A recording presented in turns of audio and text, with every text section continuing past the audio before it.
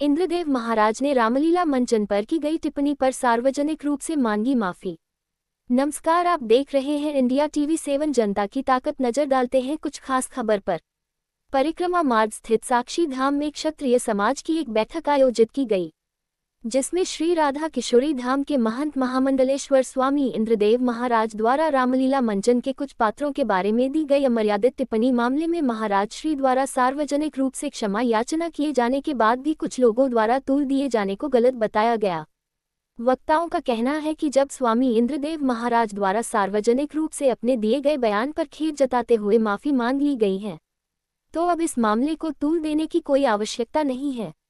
ब्रजमंडल क्षेत्रीय महासभा के पूर्व अध्यक्ष मुकेश सिंह सिकरवार ने कहा कि कथा के दौरान स्वामी इंद्रदेव महाराज ने रामलीला के कुछ पात्रों को लेकर जो टिप्पणी की थी, जिसे लेकर लोगों में उबाल था, वही स्वामी इंद्रदेव महाराज द्वारा अपनी गलती मानते हुए सभी से सार्वजनिक रूप से क्षमा याचना कर ली है।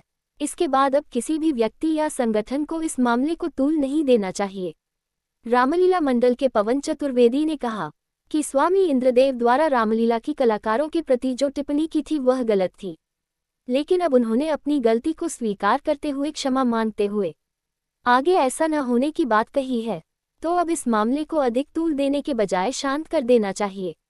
वहीं अन्य वक्ताओं ने कहा कि जब स्वामी इंद्रदेव महाराज ने सभी से माफी मांग ली है, तो अब उन्हें गले लगाकर पुनः स्वीकार कर लेना चाहिए। उन्होंने लोगों से कुछ लोगों द्वारा फैलाए जा रहे भ्रम में न फंसने की बात भी कही। निहाल सिंह छोटू ठाकुर ने कहा कि कुछ लोग इस मामले को तूल दे रहे हैं, ये सनातन संस्कृति के लिए ठीक नहीं है। यदि किसी व्यक्ति द्वारा अपराध को स्वीकार कर क्षमा याचना की जाती है, तो उसे सनातन धर्म में क्षमा कर दिया जाता है।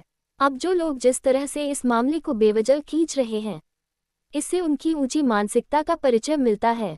सनातन संस्कृति को सर्वोपरि मानते हुए अब हमें इस मामले को यहीं पर समाप्त कर देना चाहिए। इसी में सनातन संस्कृति का मान सम्मान है।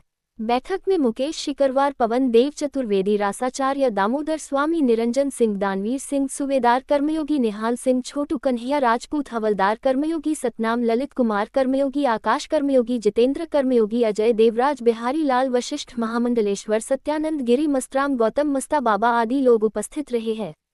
मथुरा वृंदावन से राजीव सिंगल की रिपोर्ट।